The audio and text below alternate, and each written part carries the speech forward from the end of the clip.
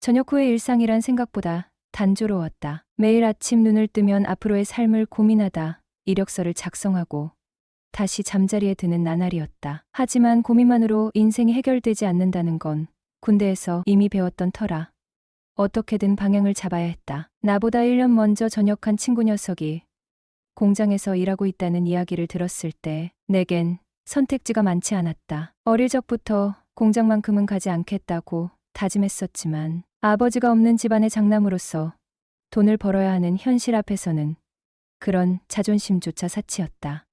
자리 없다고? 친구에게 공장 일을 소개해달라고 했지만 처음엔 거절당했다. 나 역시 특별히 기대한 건 아니었기에 그날도 다른 회사에 이력서를 넣으며 하루를 보냈다. 그런데 오후 4시쯤 친구에게 전화가 왔다. 야, 혹시 야간 근무도 괜찮냐? 그 친구가 다니는 공장의 거래처 중 하나인 자동차 부품 공장에서 야간 알바 자리가 났다는 소식이었다. 이리하여 밤 9시에 출근해 다음날 오전 9시에 퇴근하는 삶이 시작되었다. 첫 출근 날 공장의 풍경은 예상과 크게 다르지 않았다. 한 자동차 부품 여러 박스를 내 자리에 놓고 하나하나 불량 요소를 검사하는 작업이었다. 오전 4시간 정도 간단히 교육받고 오후에는 바로 현장에 투입됐다. 12시간 교대 근무는 처음이라 몸이 고단했지만 첫날 밤은 무사히 지나갔다. 기숙사 생활은 또 다른 문제였다. 좁은 방은 기본이었고 시설이 열악해 빨래며 식사를 혼자 해결하는 건 거의 불가능했다. 결국 도보 10분 거리의 고시원으로 옮기기로 했다. 방이 약 60개나 되는 고시원이었지만 대부분 공장지대 인근에서 일하러 온 사람들이어서 다들 비슷한 생활을 하고 있었다. 아침엔 우르르 나가고 저녁엔 우르르 퇴근하는 고시원 사람들과 친해지며 자연스레 교류가 많아졌다. 인연이 깊어져 함께 원룸을 얻어나가는 사람들도 있었고 그 사이에서 나는 적응하고 있었다. 고시원 생활을 시작한 지 한 달쯤 되었을 때 고시원 주인 아주머니로부터 단체 문자가 왔다. 내용은 공용 쓰레기장 관리와 분리수거에 관한 것이었다. 처음엔 단순한 안내라고 생각해 대수롭지 않게 넘겼다. 며칠 뒤 저녁 무렵 문을 두드리는 소리가 났다. 총각, 나랑 잠깐 얘기 좀 할까? 아주머니는 평소 살갑게 대하던 모습과는 달리 날카로운 표정이었다. 이유는 뻔했다. 쓰레기 분리수거를 제대로 하지 않아 문제를 일으켰다는 것이었다. 총각, 사람 참 좋게 봤는데 실망이야. 솔직히 말하면 내가 잘못한 게 맞았다. 분리수거 규칙을 몰라 쓰레기를 대충 버린 게 화근이었다. 고개를 숙이며 잘못을 인정하고 앞으로는 그러지 않겠다고 약속했다. 그러자 아주머니는 오른쪽 새끼손가락을 들어 보이며 말했다. 앞으로 다시는 안 그럴 거지? 그럼 손가락 걸고 약속해요. 장난스러운 분위기에 나도 장난스레 응했다. 새끼손가락을 걸고 엄지로 도장을 찍고 복사의 사인까지 하며 약속을 확인했다. 어색한 분위기는 금세 사라졌고 아주머니는 환하게 웃으며 기분이 풀린 듯했다. 다음엔 꼭 제대로 해. 알았지? 나는 씩 웃으며 고개를 끄덕였다. 고시원에서의 작은 사건이었지만 이 일로 주인 여자와 한층 가까워진 계기가 되었다. 그날 이후 주인 아줌마가 유난히 날 챙겨주기 시작했다. 틈틈이 간식을 따로 챙겨주고 라면이라도 끓여 먹으려고 하면 꼭 옆에 와서 김치에 밥까지 한 상을 차려주곤 했다. 이렇게 매번 챙겨주시니 감사해서요. 어떻게 신세를 갚아야 할지 모르겠어요. 그러자 그녀가 웃으며 말했다. 쉬는 날 시간 되면 술 한 잔 사줘. 그걸로 돼. 며칠 뒤 아줌마. 오늘 월급날인데 한 잔 어떠세요? 그래. 나야 좋지. 잠깐만 기다려. 옷만 좀 갈아입고 갈게. 네. 준비되시면 제 방으로 오세요. 그런데 그녀의 준비는 생각보다 오래 걸렸다. 대략 30분쯤 지나 문을 두드리는 소리가 들렸다. 똑똑. 나야, 총각. 네. 문 열려 있으니 들어오세요. 문이 열리자마자 나는 순간 말문이 막혔다. 진하게 화장한 그녀는 속이 살짝 비치는 얇은 소재의 원피스를 입고 있었다. 어때? 총각이랑 데이트 간다고 한껏 꾸며봤는데. 그러게요. 저는 또 난생 처음 보는 여자가 들어온 줄 알았잖아요. 그녀가 깔깔 웃으며 말했다. 내가 평소랑 그렇게 다르니? 네. 완전 다르죠. 그녀는 입꼬리를 올리며 장난스레 물었다. 여자는 꾸미기 나름이라더니 완전 딴 사람인데요. 정말 총각 눈에도 내가 이뻐 보인단 말이지? 솔직히 네, 많이요. 살다 살다 내가 총각한테 이런 말까지 듣다니. 나 오늘 기분 좋은데? 나도 멋쩍게 웃으며 말했다. 아, 저도 좀 씻고 꾸미고 올 걸 그랬네요. 아니야. 총각은 언제나 멋있어. 우리는 밖으로 나섰다. 나란히 걷던 그녀가 문득 말을 꺼냈다. 총각, 부탁 하나만 해도 될까? 네. 말씀만 하세요. 오늘 하루만큼은 연인처럼 지내보자. 내 작은 소원이야. 남편 떠난 뒤 이렇게 꾸민 건 처음이라. 그 말에 잠깐 멈칫했지만 곧 웃으며 답했다. 좋아요. 저야 상관없죠. 그럼 나 팔짱 낀다. 네.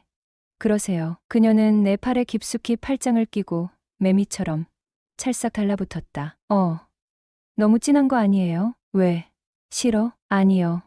싫은 건 아니고 그냥 남들이 오해할까 봐서요. 난 상관없어. 그럼 저도 상관없어요. 우리는 고시원길 건너편 호프집에 자리를 잡고 생맥주를 한잔하며 그렇게 첫 데이트를 시작했다. 김수정.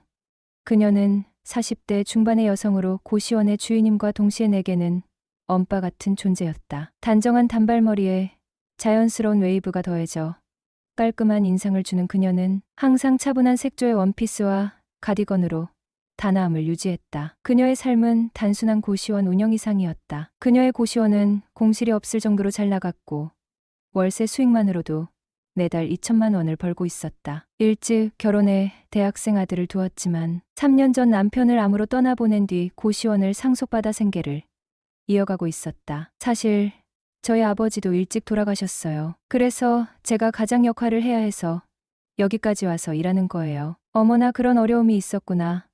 앞으로 힘든 일 생기면 아줌마한테 말해. 내 말만이라도 너무 든든하네요. 아니, 정말이야. 군에 가 있는 내 아들 같아서 그러는 거야. 집안 형편도 비슷하잖아. 아니요, 전 아드님이 부러운데요. 왜? 뭐가 부러워? 아줌마처럼 돈 잘 벌고 이쁜 엄마가 있잖아요. 호, 총각 참말 이쁘게 잘한다. 전 그저 사실을 말했을 뿐인걸요. 우리가 통하는 게 있나 보다. 나도 왠지 총각인 남처럼 안 느껴졌거든. 그랬어요. 저도 그랬는데 그때부터 그녀는 날 아들처럼 챙기기 시작했던 것 같다. 술자리를 자주 함께하며 우리는 사심없이 이모와 조카처럼 지냈다. 그러던 어느 겨울날 비번이라 하루 종일 방에 틀어박혀 있던 내게 오후 4시쯤 그녀가 찾아왔다. 경태 총각, 문 좀 열어봐. 문을 열자 그녀는 커다란 봉지를 들고 서 있었다. 들어오라는 말도 없이 방으로 들어온 그녀가 말했다. 아직 밥 안 먹었지? 너랑 같이 먹으려고 안동 찜닭 중자로 시켰어. 하루 종일 굶었던 터라 속으로 만세를 외치며 찜닭 봉지를 열었다. 뚜껑을 여는 순간 눈꽃처럼 뽀얀 치즈 토핑이 한가득 올려져 있었다. 군침이 절로 돌았다. 와, 이 치즈 진짜 먹음직스럽네요. 나도 모르게 감탄사가 터져 나오자 그녀가 흐뭇한 미소를 지으며 말했다. 경태 총각이 좋아할 것 같아서 3,000원 더 주고 토핑 추가했어. 아줌마 잘했지? 네, 참 잘하셨어요. 칭찬 스티커라도 붙여드려야겠네. 너 저번에도 똑같은 말 했던 것 같은데. 나 그럼 칭찬 스티커 5개 모으면 소원 들어주는 거다.